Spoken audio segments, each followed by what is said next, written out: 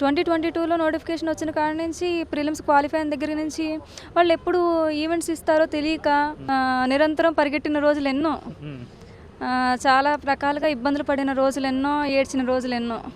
But ఎట్టకేలకు చంద్రబాబు గారు రావడం వల్ల మనకి మెయిన్స్ అనేది త్వరగా పెట్టడం జరిగింది, రిక్రూట్మెంట్ అనేది త్వరగా చేయడం జరిగింది. అంటే లోకేష్ గారు కూడా గవర్నమెంట్ రాకముందు 20 లక్షల ఉద్యోగాలు కల్పిస్తామని అయితే ముందు హామీ ఇచ్చారు. దాని ప్రకారంగా పనిచేస్తున్నారు, అడుగులు వేస్తున్నారు ఆయన? ఎస్ అండి, అవునండి. మేము ఆ నమ్మకంతోనే ఆయనని ఓటేసి గెలిపించుకున్నామండి నిరుద్యోగులము. ఆయన నిరుద్యోగులకు న్యాయం జరుగుతుందా అంటే ఏం చెప్తారు? న్యాయం జరుగుతుందండి, జరిగిందండి. ఆయన నమ్మి ఇంకా ఓటేయడం వల్ల మాకు న్యాయమే జరిగింది. ఏం చెప్తారు మరి లోకేష్ గారికి?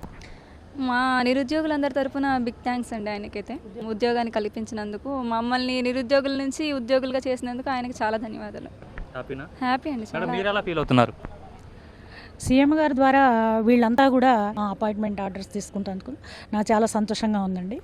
మా అప్పుడు ఇలా జరగలేదు, ఇప్పుడు మొన్న డిఎస్సికి తర్వాత ఇప్పుడు దీనికి కూడా ఇలా జరుగుతుంది. నేను 2002 మెగా డిఎస్సి చంద్రబాబు నాయుడు గారు నిర్వహించినటువంటి మెగా డిఎస్సిలోనే నేను సెలెక్ట్ అయ్యానండి. అప్పుడు తల్లి, ఇప్పుడు ఏమో కూతురు. ఒకే కుటుంబంలో ఎంతమంది ఉన్నారా మీ కుటుంబంలో? లేకుంటే ఎట్లా సెలెక్ట్ అయిన వాళ్ళు? మా బాబు కూడా ఉన్నాడండి, తను కూడా టీచరే.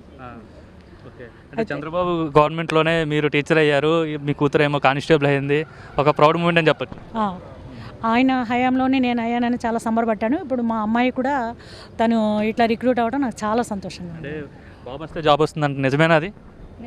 మా విషయంలో అది సక్సెస్ అన్నట్టే కదా, కరెక్ట్ అన్నట్టే కదా. ఆయన ఇచ్చారు. మా అన్నయ్య రిక్రూట్మెంట్ అప్పుడు డిఎస్సి మా చంద్రబాబు గారు అన్నప్పుడే, మా అమ్మ అప్పుడు డిఎస్సి చంద్రబాబు గారే, నా అప్పుడు కూడాను. ఒక ఇంట్లో 3.